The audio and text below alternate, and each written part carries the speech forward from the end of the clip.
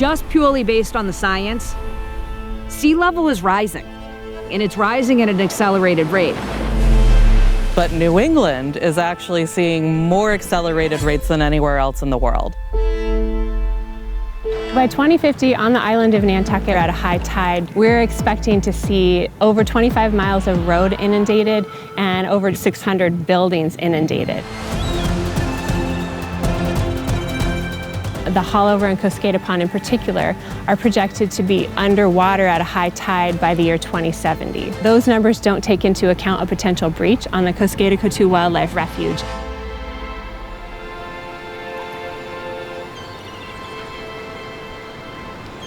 The Coskata-Coatue Wildlife Refuge is what defines the harbor of Nantucket. The refuge buffers the town from intense storms, from intense wave energy, and then the resulting erosion that would happen because of that.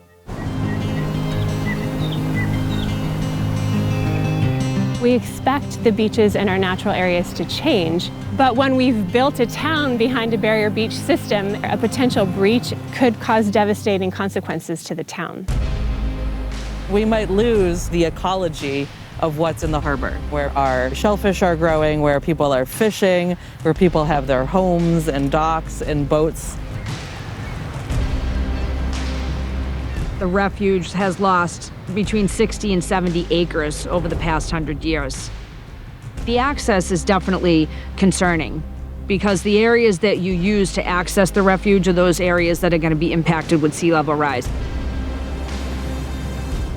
It's not a matter of if, it's a matter of when we have a major storm that comes close enough during a high tide, we could have major loss of this refuge. Water is coming whether we want it to or not. We're dealing with Mother Nature. We can't look at our children in the eye and say, we did nothing, we didn't even try.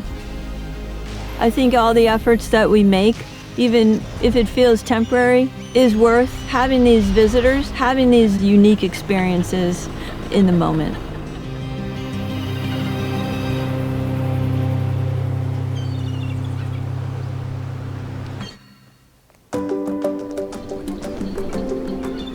Nantucket is an island, a spit of sand, 30 miles out to sea. We were pushed here by a glacier about 25,000 years ago, and for some reason, we're still above the ocean waves today. If you've only been in the few blocks downtown, you're not seeing the full island. You need to get out into some of these wild places and see how truly beautiful the gift of conservation land is on Nantucket. People come from all over the world to visit Nantucket. And when you make the extra trip to go out to Great Point, to come out to Coatue, air down your tires, it's an adventure. And on this island is one of the best you can experience. One of my most favorite experiences on the refuge is honestly just driving up the Haulover, and then you get on this sand beach and there's rolling dunes on either side with the beach grass waving. And you know that the Atlantic Ocean is just over that dune and you can't quite see it. There's nothing between us and Portugal. It's just this wild, spectacular place, and I kind of get some of that awe almost every time I drive up and over. I think that the cuspate spits that are found in the harbor are spectacular. They're world famous. Coastal scientists around the world actually study these cuspate spits. It's very special and it's unique. It's just so beautiful. It's my favorite place in the world. The unique geology and ecology of the refuge really provides incredible habitat for a number of rare and important species. A few different focal species, one being the piping plover, another being the American oystercatcher, and then we protect several different species of tern. The refuge also provides habitat for migratory shorebirds who don't breed here, But during the spring and late summer, we start seeing migrants heading off of their breeding areas, and they utilize the refuge to rest and refuel. The refuge is a really beautiful place to fish really all year round. You can go places and really not see another soul. The environment is so beautiful, and it's just full of, besides fish, all other sorts of interesting things to watch. Fishermen are allowed to access the refuge 24/7. They allow fishermen access even at night. As long as you're fishing, you can come out here. Such a great thing. I've been studying these beaches for 30 years. I see dramatic changes. So by 2070 in the refuge, we have areas that are going to be getting wet at every high tide cycle. Areas that now are occupied by beach and dune. I mean, that could be 3 or 4 feet of sea level rise between now and 2070. If you translate that into the harbor area, can you imagine what 3 or 4 feet of sea level rise is going to do to the harbor over time? It'll be pretty dramatic. A lot of our big impact storms are these nor'easter storms coming straight at town. That's the direction of the wind and wave impacts. But because Coatue is there as a buffer that slows down those storm impacts, they're not directly hitting town. So if there was no harbor, your downtown area would be your beach. We contracted with a consultant called Woods Hole Group, and we identified 2 high priority sites that we really wanted to focus in on. The first is the Coskata Pond site, and the second is a place called the Hollover. So those 2 sites, if the beach were to breach, we would see water exchange between the open ocean and Nantucket Harbor. And we don't really know what impact that might have on the town. Based on what's happened in other places, we know that that could mean changes to the level of water in the harbor, increased flooding, threatening our infrastructure for the town and the port, and also increased erosion as waves and that higher energy water from the ocean is able to move through the harbor.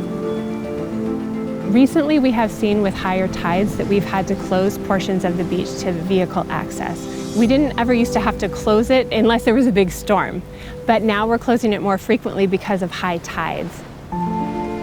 I have had to close this refuge more for flooding than I have had to close for birds on the beach. We have had days and weeks of this refuge being underwater and completely shut down.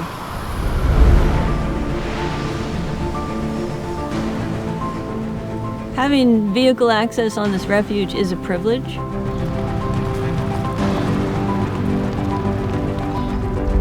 We live in the moment, we take advantage, and we enjoy every moment that we have. This is not forever. I think that the refuge itself will be okay, but the access is definitely concerning. So any of the trails that are on the landward side, you raise sea level even a foot, and a lot of those trails are not going to be usable anymore. We can wait until these impacts occur, but oftentimes that is too late to do something to increase the resilience. So we need to be thinking about it right now. Some of the work that we're doing in response to climate change is studying the impacts to natural areas across the island, but also specifically out on the refuge.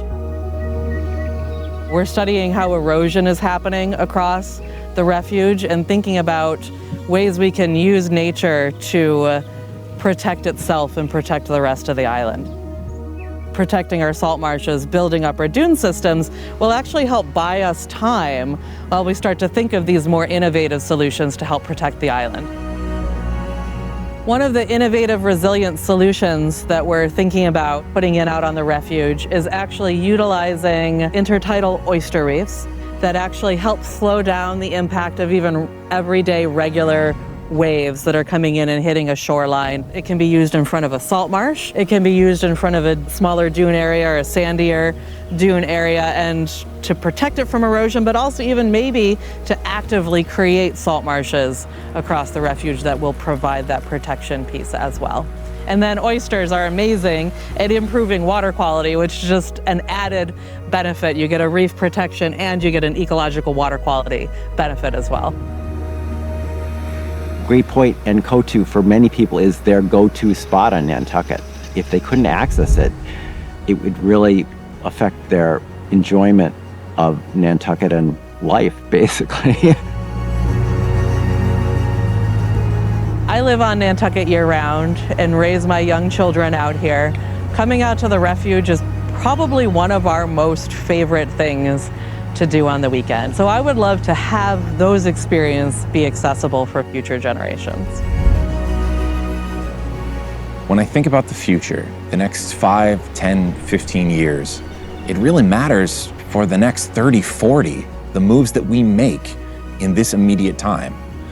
We have an opportunity and we don't want it wasted. And that's what it's all about, protecting it for the next generation and keeping this place for years to come.